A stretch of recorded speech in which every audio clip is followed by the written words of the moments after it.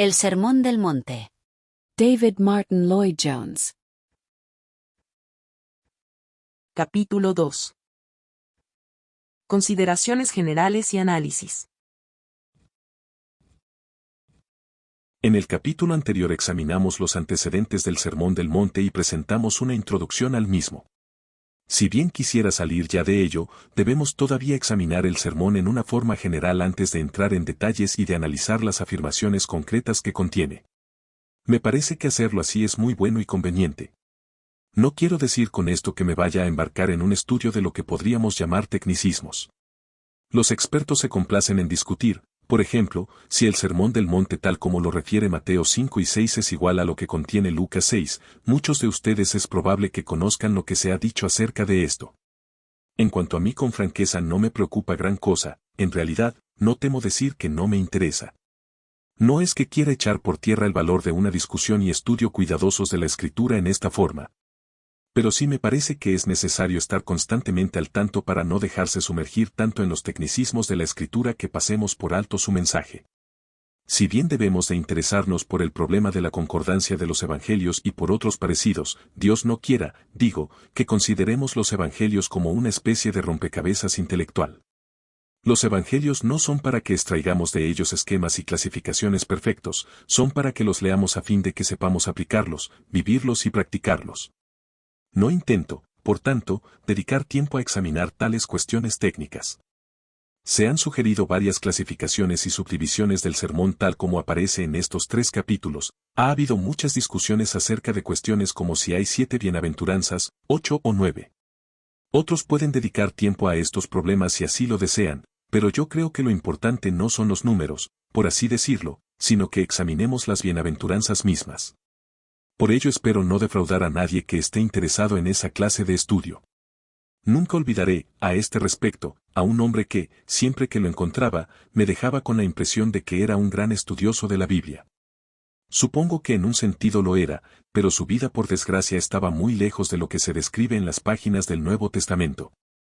Con todo, el estudio de la Biblia era su pasatiempo favorito y esto es lo que temo. Se puede ser estudioso de la Biblia en un sentido mecánico. Así como algunos pasan horas analizando a Shakespeare, otros lo pasan analizando la Biblia. Está muy bien analizar la Escritura si se hace con carácter secundario y si se tiene cuidado de que ello no se convierta en algo exclusivo, de modo que solo nos interesemos en un sentido objetivo e intelectual. Se trata de una palabra única, y no se debe estudiar como cualquier otro libro.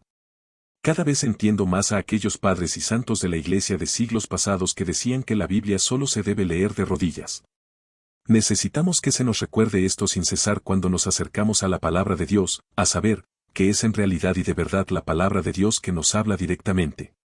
La razón, pues, de por qué considero importante que hablemos del Sermón del Monte en conjunto antes de entrar en detalles, es el peligro constante ciertas afirmaciones, a concentrarnos en ellas a costa de lo demás. El modo de corregir esta tendencia, creo, es caer en la cuenta de que no se puede entender ninguna parte de este sermón si no es a la luz de todo él. Algunos amigos me han dicho, me va a interesar más cuando llegue a decir con precisión qué quiere decir al que te pida, dale, etc. Esto denota una actitud equivocada ante el Sermón del Monte. Se fijan solo en afirmaciones particulares. Esto entraña un gran peligro. El Sermón del Monte, si se me permite emplear tal comparación, es como una gran composición musical, como una sinfonía si quieren. Ahora bien, el todo es mayor que una serie de partes, y nunca debemos perder de vista el conjunto. No temo decir que, a no ser que hayamos entendido y captado el Sermón del Monte en conjunto, no es posible entender ninguno de sus mandatos concretos. Quiero decir que es vano e inútil presentar a alguien un mandato concreto del Sermón del Monte a no ser que dicha persona ya haya creído y aceptado las bienaventuranzas y haya conformado su vida a las mismas. En esto radica el hecho de que la llamada idea de la aplicación social del Sermón del Monte a las necesidades modernas sea una falacia tan completa y una herejía. A menudo la gente lo ha aplicado de este modo. Por ejemplo, escogen el punto de volver la otra mejilla. Lo sacan del contexto del sermón y, basados en ello, afirman que todas las guerras son inmorales y anticristianas. No quiero ahora discutir el problema del pacifismo, lo que me preocupa es que no se puede tomar ese mandato concreto y presentárselo a un individuo o nación o al mundo a no ser que ese individuo, o esa nación, o el mundo entero vivan ya y practiquen las bienaventuranzas. Todos los mandatos concretos que estudiaremos siguen a las bienaventuranzas con las que comienza el sermón. Esto quiero decir cuando afirmo que debemos comenzar con una visión sinóptica, general del todo antes de ni siquiera comenzar a considerar las partes concretas.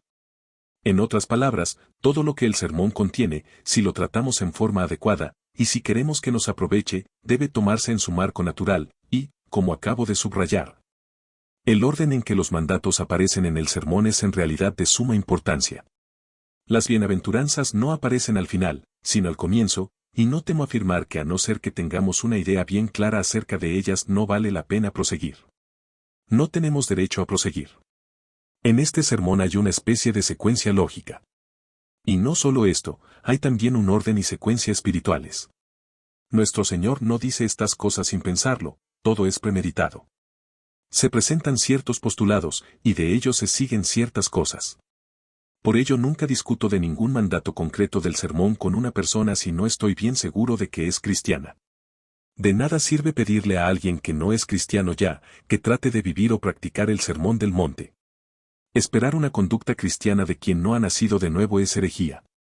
Las invitaciones del Evangelio en cuanto a conducta, a ética y a moralidad se basan siempre en el presupuesto de que aquellos a quienes tales mandatos van dirigidos son cristianos. Esto es obvio en el caso de cualquiera de las cartas, y también lo es en este caso. Tomen la carta que quieran.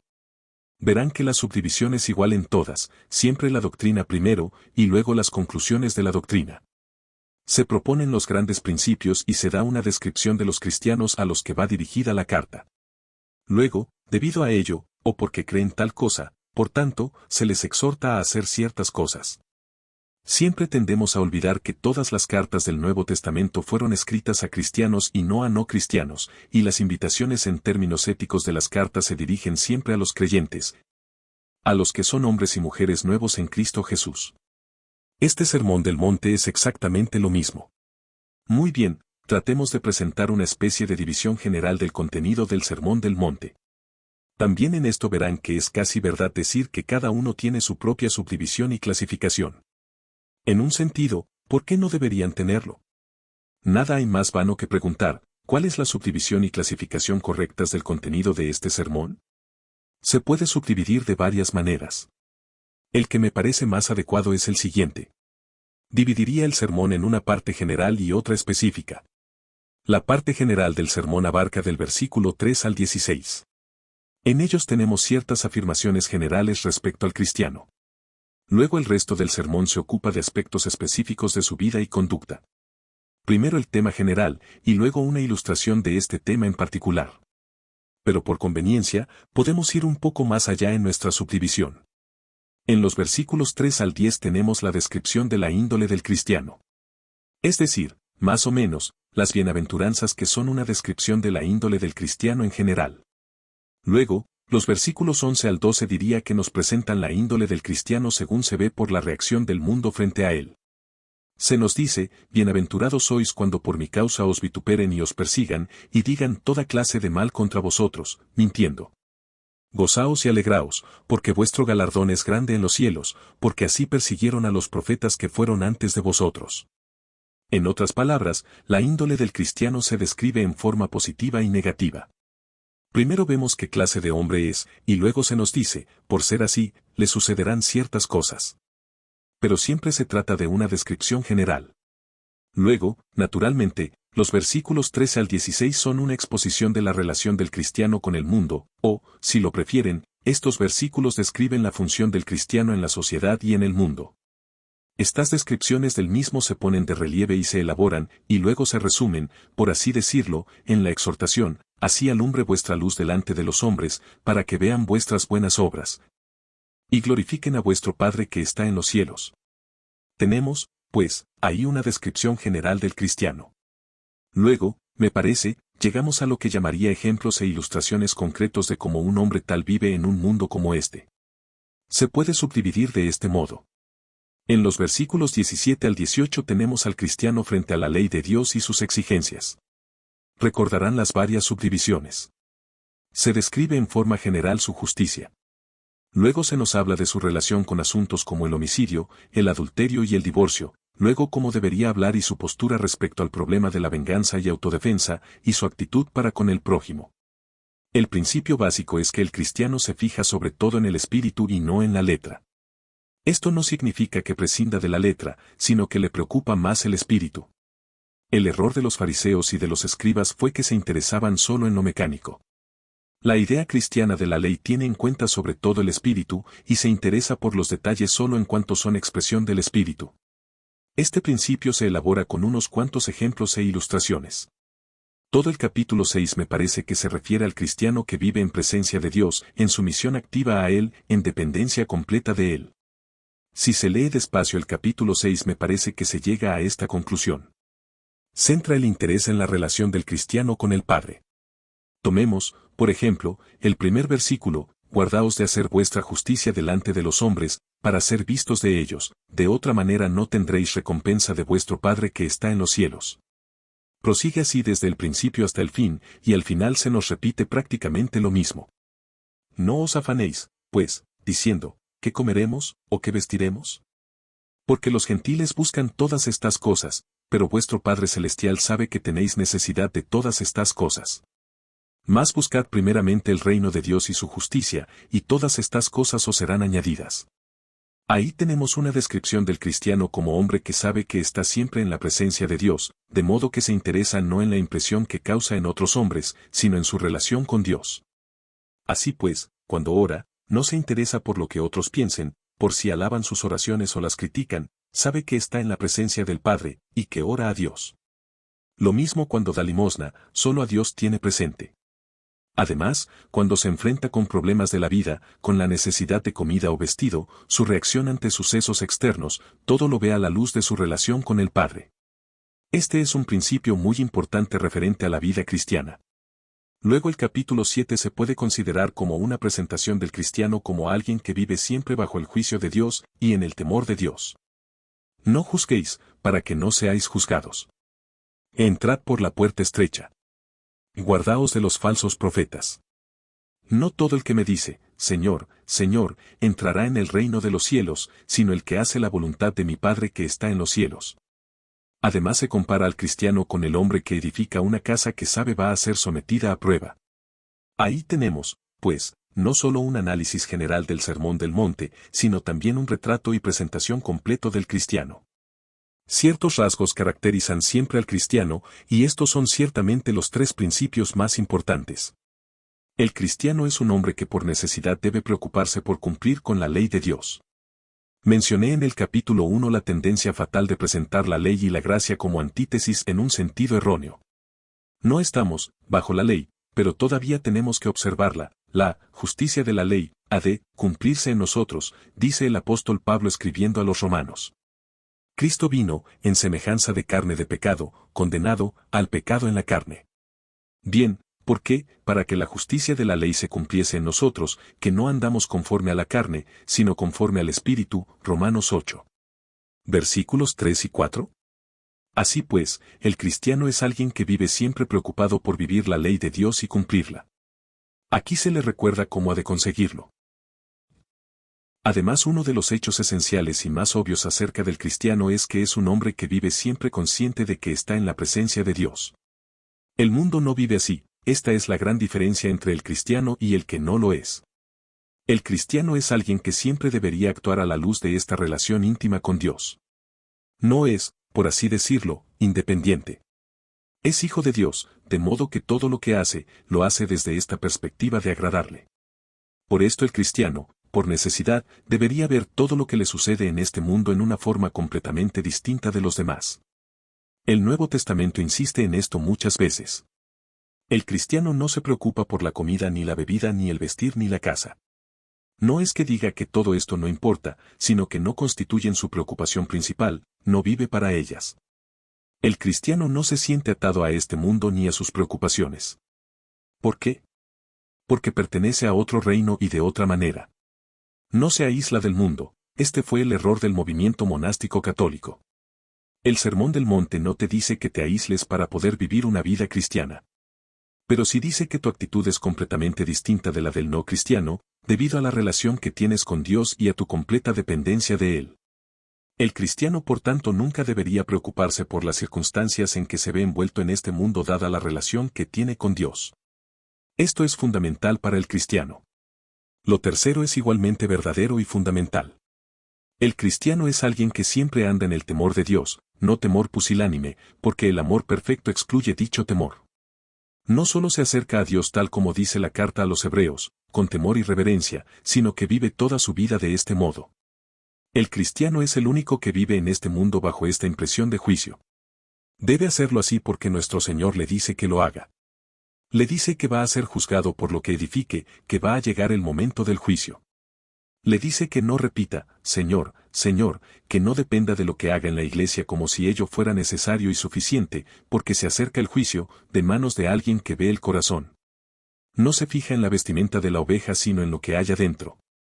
Ahora bien, el cristiano es alguien que siempre recuerda esto. Dije antes que la acusación última que se nos hará a los cristianos de hoy es la de superficialidad y volubilidad. Estos defectos se manifiestan ahora más que nunca, y por esto es bueno que leamos cómo vivían los cristianos de antes. Estos del Nuevo Testamento vivían en el temor de Dios. Todos aceptaron la enseñanza del apóstol Pablo cuando escribe, es necesario que todos nosotros comparezcamos ante el tribunal de Cristo, para que cada uno reciba según lo que haya hecho mientras estaba en el cuerpo. Sea bueno o sea malo, 2 Corintios 5, 10. Esto se les dice a los cristianos. Pero al cristiano de hoy no le gusta, dice que no va con él. Pero esto enseña el apóstol Pablo igual que lo enseñó el Sermón del Monte. Es necesario que todos nosotros comparezcamos ante el tribunal de Cristo, conociendo, pues, el temor del Señor. El juicio se acerca y va a comenzar por la casa de Dios, como es lógico, dado lo que decimos ser. Toda la sección final del Sermón del Monte insiste en estas ideas. Siempre deberíamos andar y vivir con desconfianza de la carne, de nosotros mismos, sabiendo que tenemos que comparecer ante Dios y ser juzgados por Él. Es una puerta estrecha, es un camino estrecho, el que conduce a la vida que es vida de verdad. Cuán importante es, pues, considerar este sermón en una forma general antes de discutir acerca de qué significa cuando nos dice que presentemos la otra mejilla, y todo lo demás. La gente suele fijarse en estos detalles y es un enfoque completamente falso del sermón. Establezcamos ahora unos cuantos principios que deben dirigir la interpretación de este sermón. Lo más importante es que debemos siempre recordar que el Sermón del Monte es una descripción de una forma de ser y no un código de ética o moral. No ha de considerarse como ley, como una especie de 10 mandamientos o conjunto de normas y reglas que debemos observar, sino más bien como una descripción de lo que los cristianos debemos ser, ilustrado en algunos aspectos concretos. Es como si nuestro Señor dijera, por ser lo que sois, así habéis de considerar la ley y vivirla. De esto se sigue que cada mandato concreto no ha de considerarse y luego aplicarse en una forma mecánica o al pie de la letra, porque esto la haría ridícula. La gente lee este sermón y dice, por ejemplo, tomemos este mandato, al que quiera ponerte a pleito y quitarte la túnica, déjale también la capa. Si lo hiciéramos así pronto no nos quedaría nada en el ropero. Esta no es la forma de considerarlo. Lo que se inculca es que debería tener tal convencimiento que bajo ciertas circunstancias y condiciones, debo hacer precisamente esto, entregar la capa, o andar 1 kilómetro más. No se trata de una regla rígida que hay que aplicar, pero soy tal que, si es la voluntad de Dios y por su gloria, estoy dispuesto a hacerlo. Todo lo que soy y tengo es de Él, y no mío. Es una ilustración concreta de un principio y actitud generales. Hallo que esta relación entre lo general y lo concreto es algo muy difícil de expresar con palabras. De hecho, supongo que una de las cosas más difíciles en cualquier esfera de pensamiento es definir en qué consiste esta relación. Lo que más llega a satisfacerme es la siguiente formulación. La relación de un mandato concreto con la vida entera del alma es la relación, creo, del artista con las normas y leyes concretas que rigen lo que hace. Tomemos, por ejemplo, el campo de la música. Un artista puede tocar una pieza muy inspirada en forma muy exacta, quizá no cometa ni un solo error. Y con todo puede decirse con verdad que no tocó la sonata Claro de Luna de Beethoven. Tocó las notas correctamente, pero no era la sonata. ¿Qué hizo, pues? Tocó en forma mecánica las notas exactas, pero el alma y la verdadera interpretación estuvieron ausentes. No hizo lo que Beethoven quiso y pretendió. En esto, creo, consiste la relación entre el todo y las partes. El artista, el verdadero artista, siempre actúa en forma correcta. Ni el artista más genial no puede permitirse el lujo de prescindir de reglas y normas. Pero no es esto lo que lo hace grande. Es algo extra, la expresión, es el espíritu, es la vida, es el todo que sabe transmitir. Ahí tenemos, me parece, la relación de lo concreto con lo general en el Sermón del Monte. No se pueden divorciar, no se pueden separar. El cristiano, aunque se fija más en el espíritu, se preocupa también por la letra. Pero no se preocupa tan solo de la letra, ni nunca debe pensar en la letra aparte del espíritu. Permítanme, pues, resumirlo de este modo. He aquí algunas pruebas negativas que se pueden aplicar. Si se encuentran discutiendo con el Sermón del Monte acerca de algún punto, significa ya sea que algo anda mal en su vida ya que su interpretación del sermón es errónea. Me parece que este criterio es muy bueno. Al leer este sermón algo me choca y deseo discutirlo. Bien, pues, y lo repito, esto significa o bien que mi espíritu todo anda errado y que no estoy viviendo las bienaventuranzas, o bien que interpreto ese mandato concreto en una forma equivocada y falsa. Es un sermón terrible este Sermón del Monte.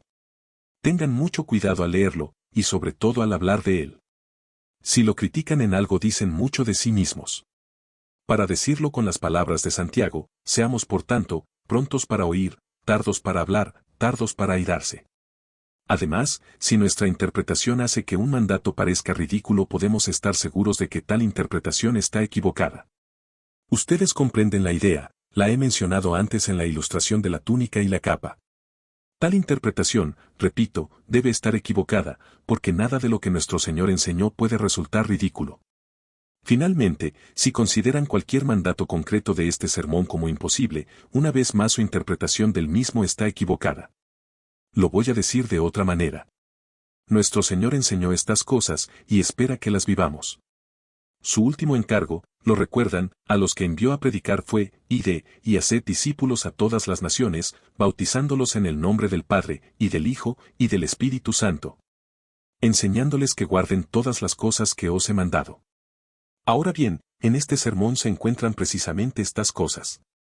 Quiso que se enseñaran, quiso que se practicaran. Nuestro Señor mismo vivió el Sermón del Monte. Los apóstoles vivieron el Sermón del Monte, y si se toman la molestia de leer las vidas de los santos a lo largo de los siglos, de los hombres a los que Dios ha utilizado de una forma más visible, hallarán que, siempre, han sido hombres que han tomado el Sermón del Monte no solo en serio sino en forma literal. Lean la vida de un hombre como Hudson Taylor y verán que lo vivió en forma literal, y no es el único. Estas cosas las enseñó nuestro Señor y las destinó a nosotros, a su pueblo. Así es como ha de vivir el cristiano. Hubo un tiempo en que al cristiano se le llamó hombre, temeroso de Dios. No creo que esto se pueda nunca superar, hombre, temeroso de Dios. No quiere decir temor pusilánime, no quiere decir temor que atormente, pero sí es una maravillosa descripción del verdadero cristiano. Por necesidades, como se nos recuerda con tanto vigor en el capítulo 7 de este Evangelio, un hombre que vive en el temor de Dios. Podemos decir de nuestro bendito Señor mismo que su vida fue una vida llena de temor de Dios. Entiendan lo importante que es esta idea de la vida cristiana. A menudo, como ya he señalado, los cristianos modernos, que son capaces de dar testimonios muy brillantes y aparentemente emocionantes de alguna experiencia que han tenido, no dan la impresión de que sean gente temerosa de Dios, sino más bien hombres mundanos, tanto en el vestir como en la apariencia, en una especie de jactancia y confianza fácil. Por tanto, no solo debemos tomar los mandatos del sermón con seriedad. También debemos comprobar nuestra interpretación concreta a la luz de los principios enunciados. Tengan cuidado con el espíritu de discutir con ellos, tengan cuidado de no volverlos ridículos, y tengan cuidado de no interpretarlos de tal modo que resulten imposibles. Esta es la vida a la que somos llamados, y vuelvo a repetir y sostener que si todos los cristianos de la Iglesia de hoy vivieran el Sermón del Monte, el gran avivamiento que anhelamos y por el que pedimos ya hubiera comenzado. Cosas sorprendentes y sobrecogedoras ocurrirían, el mundo estaría pasmado, y hombres y mujeres serían atraídos a nuestro Señor y Salvador Jesucristo. Que Dios nos dé gracia para estudiar este Sermón del Monte y recordar que no queremos juzgarlo, sino que nosotros somos los que estamos bajo juicio. Y que el edificio que estamos levantando en este mundo y esta vida tendrá que hacer frente a su prueba final y al escrutinio definitivo del ojo del Cordero de Dios que fue inmolado.